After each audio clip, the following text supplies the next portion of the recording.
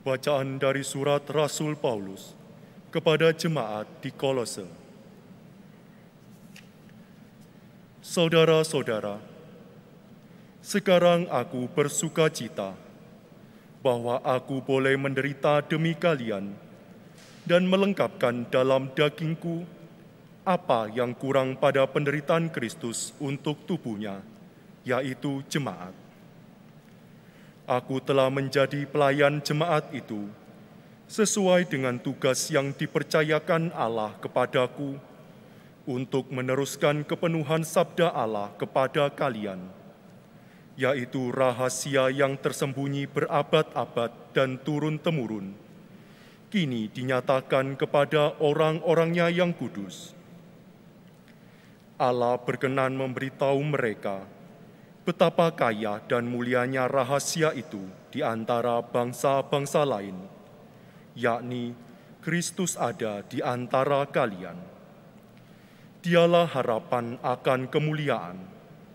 Dialah yang kami beritakan dengan memperingatkan setiap orang dan mengajar mereka dengan segala hikmat, untuk memimpin setiap orang kepada kesempurnaan dalam Kristus. Itulah yang kuusahakan dan kuperjuangkan dengan segala tenaga, sesuai dengan kuasa-Nya yang bekerja dengan kuat dalam diriku. Saudara-saudara, aku ingin agar kalian tahu betapa beratnya perjuangan yang kulakukan bagi kalian, bagi mereka yang di Laodikia, dan bagi semuanya yang belum mengenal aku secara pribadi. Semoga hati mereka terhibur dan mereka bersatu dalam kasih, sehingga mereka memperoleh segala kekayaan dan pengertian yang meyakinkan dan mengenal rahasia Allah, yaitu Kristus.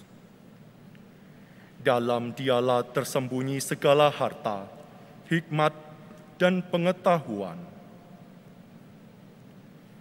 Demikianlah sabda Tuhan. Syukur kepada Allah. Tuhanlah keselamatan dan kemuliaanku. Tuhanlah keselamatan dan kemuliaanku. Hanya pada Allah sajalah aku tenang, sebab daripadanya lah harapanku. Hanya Dialah gunung batu dan keselamatanku. Hanya Dialah kota bentengku. Aku tidak akan goyah. Tuhanlah keselamatan dan kemuliaanku. Percayalah kepadanya setiap waktu, hai umat. Curahkanlah isi hatimu di hadapannya. Allah ialah tempat perlindungan kita. Tuhanlah keselamatan dan kemuliaanku.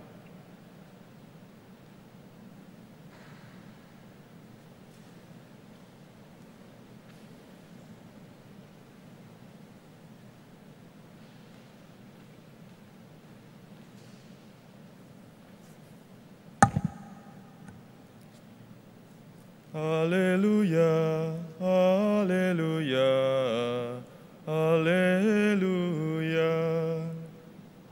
haleluya, haleluya, haleluya. Domba-dombaku mendengar suaraku, sabda Tuhan.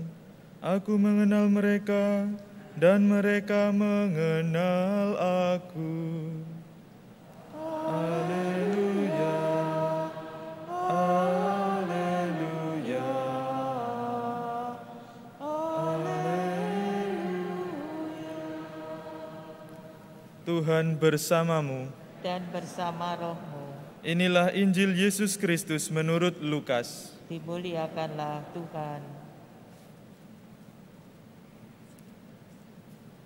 Pada suatu hari Sabat, Yesus masuk ke rumah ibadat, lalu mengajar. Di situ ada seorang yang mati tangan kanannya. Ahli-ahli Taurat dan orang-orang Farisi mengamat-amati Yesus. Kalau-kalau ia menyembuhkan orang pada hari Sabat, agar mereka mendapat alasan untuk menyelamatkan dia. untuk menyalahkan dia. Tetapi Yesus mengetahui pikiran mereka. Ia berkata kepada orang yang mati tangan kanannya, "Bangunlah dan berdirilah di tengah." Maka bangunlah orang itu dan berdiri di tengah. Lalu Yesus berkata kepada mereka, "Aku bertanya kepada kalian, manakah yang diperbolehkan pada hari Sabat? Berbuat baik atau berbuat jahat? Menyelamatkan orang atau membinasakannya?" Sesudah itu ia memandang keliling kepada mereka semua, lalu berkata kepada orang sakit itu, "Ulurkanlah tanganmu." Orang itu mengulurkan tangannya dan sembuhlah ia. Maka meluaplah amarah ahli-ahli Taurat dan orang Farisi. Lalu mereka berunding, apakah yang akan mereka lakukan terhadap Yesus. Demikianlah sabda Tuhan. Terpujilah Kristus.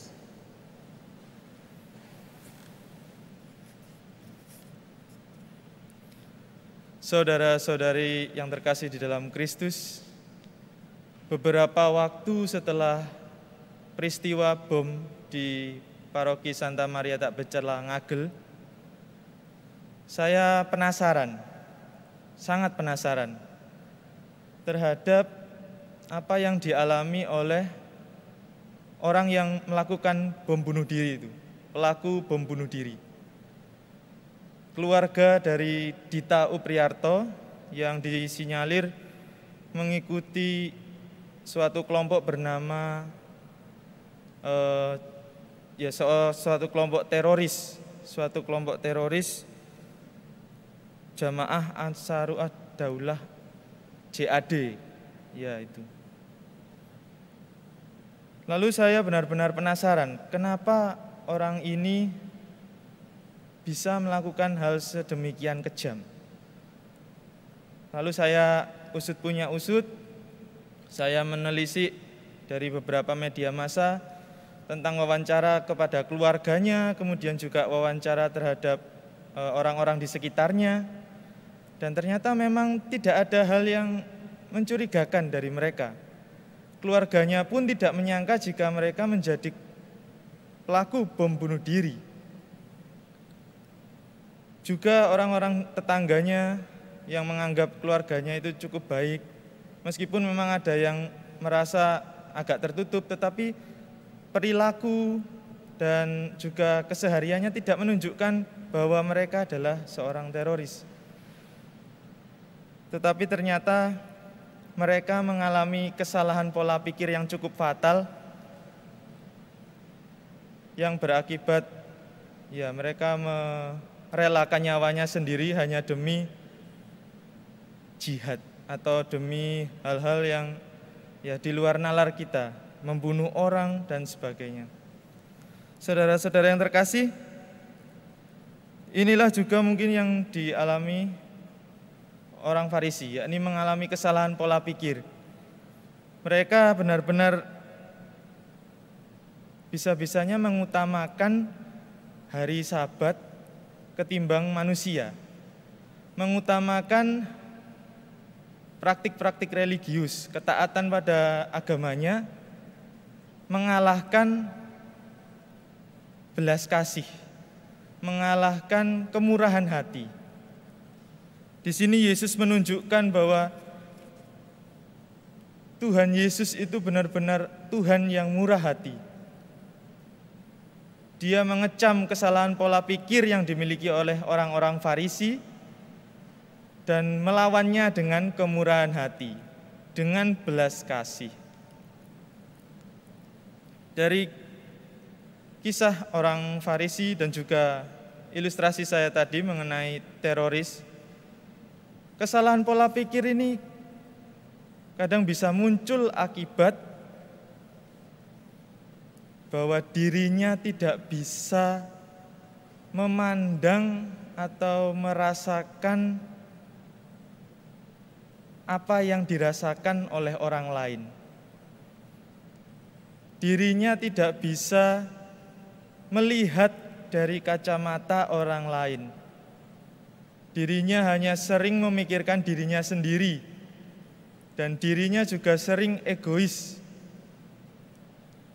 merasa dirinya paling benar dan tidak pernah merasakan apa yang dirasakan oleh orang lain. Maka tentu saja yang dirasakan Tuhan Yesus adalah amarah. Marah dengan orang Farisi itu, dan juga mungkin marah dengan kita. Padahal dia sendiri sudah bersabda, kasihilah sesamamu manusia seperti dirimu sendiri.